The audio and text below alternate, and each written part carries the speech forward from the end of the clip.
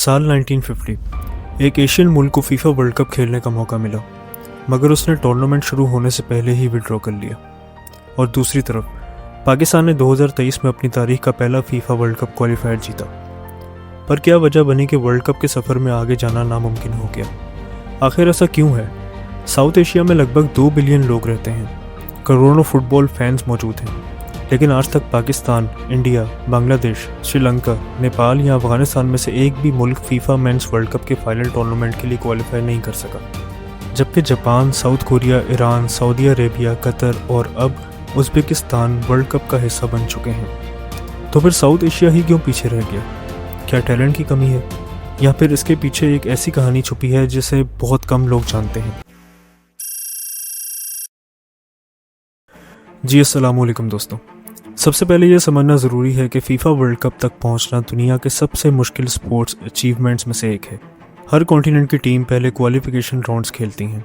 Asia की teams AFC qualifier से गुजरती हैं, जहां उनका मुकाबला Japan, south Korea, Iran, Saudi Arabia, Australia, Qatar और उज़्बेकिस्तान जैसी स्ट्रॉन्ग टीम से होता है। सिर्फ बेहतरीन टीम्स ही वर्ल्ड कप के फाइनल टूर्नामेंट तक पहुँच पाती हैं। यानी सिर्फ फुटबॉल पसंद होना काफ़ी नहीं, सिस्टम, प्लानिंग और क्वालिटी भी उतनी ही ज़रूरी होती है। दोस्तों, अब बात करते हैं साउथ एशिया की। ये रीजन दुनिया की सबसे बड़ी पॉपुलेशन का घर है।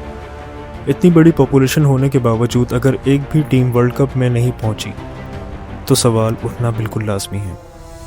लेकिन इसका जवाब सिर्फ एक नहीं, बल्कि कई रीजंस मिलकर इसका जवाब देने के लिए तैयार हैं। सबसे पहले इंडिया की बात करते हैं। अक्सर लोग कहते हैं कि इंडिया 1950 का फीफा वर्ल्ड कप क्वालिफायर कर चुका था। ये बात आधी सच है। 1950 में कुछ एशियन टीम्स ने टूर्नामेंट से विड्रॉल कर लिया था और इंडिया को वर्ल्ड कप में हिस्सा लेने का मौका मिला, लेकिन इंडिया खुद टूर्नामेंट से विड्रॉ हो गया। इसके पीछे डिफरेंट रीजंस बताए जाते हैं। ट्रैवल का खर्चा, प्रिपरेशन की कमी और उस वक्त ओलंपिक फ़ुटबॉल को ज़्यादा इंपॉर्टेंस मिलना। लोग ये भी कहते हैं कि सिर्फ बेयर फुट खेलने की वजह से इंडिया नहीं गया था, लेकिन फुटबॉल हिस्टोरियंस के मुताबिक ये पूरी कहानी नहीं है।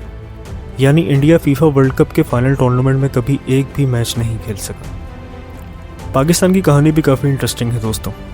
पाकिस्तान ने फुटबॉल क्वालिफायर्स में हमेशा हिस्सा लिया, लेकिन कभी फाइनल टूर्नामेंट तक पहुंच नहीं सका। कई दफ़ा फुटबॉल फेडरेशन के इंटरनल मसाइल, लीग सिस्टम की प्रॉब्लम्स और इंटरनेशनल बैंस ने डेवलपमेंट को स्लो कर दिया। करीब 3 साल पहले पाकिस्तान ने कंबोडिया को हराकर वर्ल्ड कप क्वालिफायर्स में अपनी पहली जीत हासिल की थी। ये पाकिस्तान फुटबॉल के लिए एक प्राउड मोमेंट था, मगर वर्ल्ड कप तक का सफ़र अभी भी काफ़ी लंबा है। और एक बात बहुत इंटरेस्टिंग है दोस्तों, पाकिस्तान खुद वर्ल्ड कप में कभी क्वालिफाई नहीं कर सका, लेकिन दुनिया के फुटबॉल्स को ज़रूर बनाता है।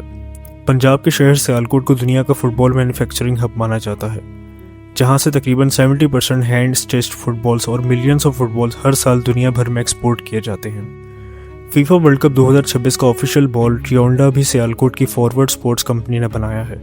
यानी पाकिस्तान वर्ल्ड कप नहीं खेलता, लेकिन दुनिया भर की बाकी टीम्स इस मुल्क की बनाई हुई फुटबॉल से ज़रूर खेलती हैं। अब बात करते हैं बांग्लादेश की, एक ऐसी कंट्री जहां फुटबॉल कभी बहुत मशहूर हुआ करता था।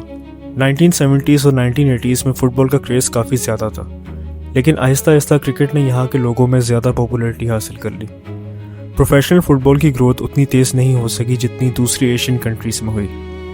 रिजल्ट ये निकला कि बांग्लादेश भी वर्ल्ड कप रेस में पीछे रह गया। श्रीलंका ने भी क्वालिफायर्स में हिस्सा लिया, लेकिन फ़ुटबॉल वहाँ कभी नेशनल लेवल पर इतना मजबूत नहीं बन सका। लिमिटेड इंफ्रास्ट्रक्चर और कम इंटरनेशनल एक्सपोजर ने प्रोग्रेस को मुश्किल बनाया। नेपाल की फ़ुटबॉल कम्युनिटी काफ़ी पैशनेट है।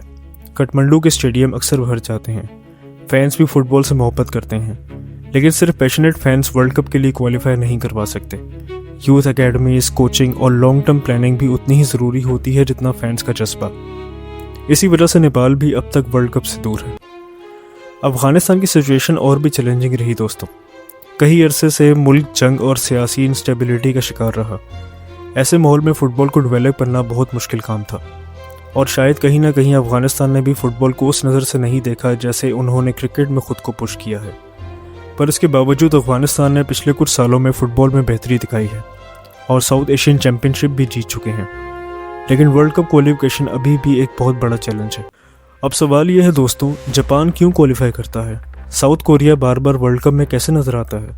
ईरान और सऊदी अरेबिया इतने कंसिस्टेंट कैसे हैं? जवाब सीधा है, प्लानिंग। जापान ने 1990s में फ़ुटबॉल को नेशनल प्रायोरिटी बनाया प्रोफेशनल जे लीग शुरू हुई, यूथ एकेडमीज बनी, इंटरनेशनल कोचेस लाए गए, स्कूल्स और क्लब्स के दरमियान स्ट्रॉन्ग सिस्टम तैयार हुआ। आज उस प्लानिंग का रिजल्ट पूरी दुनिया देख रही है। साउथ कोरिया ने भी इसी तरह फुटबॉल पर लगातार इन्वेस्टमेंट की। 2002 वर्ल्ड कप की को होस्टिंग ने उनके फुटबॉल को और बूस्ट दिया। आज कोरियन प्लेयर्स यूरोप के टॉप क्लब्स में खेलते हैं। दोस्तों, ये सब एक दिन में नहीं हुआ, इसके पीछे कई सालों की प्लानिंग थी। इसी तरह ईरान, सऊदी अरेबिया और कतर ने भी फुटबॉल इंफ्रास्ट्रक्चर पर बहुत पैसा और मेहनत की है। साउथ एशिया में सबसे बड़ा चैलेंज सिर्फ टैलेंट की कमी नहीं है, टैलेंट तो बहुत है, प्रॉब्लम उस टैलेंट को डेवलप करने की है। कई जगह बच्चों के पास अच्छे ग्राउंड्स नहीं हैं, प्रोफेशनल कोचिंग हर शहर में अवेलेबल नहीं, लोकल लीग्स हमेशा स्टेबल नहीं रहती और कई प्लेयर्स को फुटबॉल से सस्टेनेबल करियर भी नज़र नहीं आता, यानी टैलेंट रास्ते में ही कहीं खो जाता है। दोस्तों, फुटबॉल दुनिया का सबसे अनप्रेडिक्टेबल स्पोर्ट माना जाता है। हर साल नए मुल्क इम्प्रूव करते हैं। 2026 वर्ल्ड कप में टीम्स की तादाद 32 से बढ़कर 48 हो चुकी है। तो दोस्तों, साउथ एशिया के वर्ल्ड कप से दूर रहने की वजह कोई कर्ज नहीं, बल्कि प्लानिंग, इंफ्रास्ट्रक्चर, गवर्नेंस, कंपटीशन और डेवलपमेंट का फ़र्क है। कोई भी स्पोर्ट्स सिर्फ ग्राउंड में 2 टीम्स के लिए कुछ घंटों का गेम नहीं होता। इसके पीछे कई सालों की मेहनत, इन्वेस्टमेंट और प्लानिंग छुपी होती है। और शायद इसीलिए जब कभी साउथ एशिया की पहली टीम फीफा वर्ल्ड कप के ग्राउंड पर उतरेगी तो वो सिर्फ एक फुटबॉल मैच नहीं होगा, बल्कि पूरे रीजन के स्पोर्ट्स हिस्ट्री का एक नया चैप्टर होगा। उम्मीद करता हूँ यार वीडियो अच्छी लगी तो कमेंट करना, वीडियो को लाइक और चैनल को ज़रूर सब्सक्राइब कर देना। मिलते हैं इंशाल्लाह फिर किसी और टॉपिक के साथ किसी और वीडियो में। तब तक के लिए रब रखा।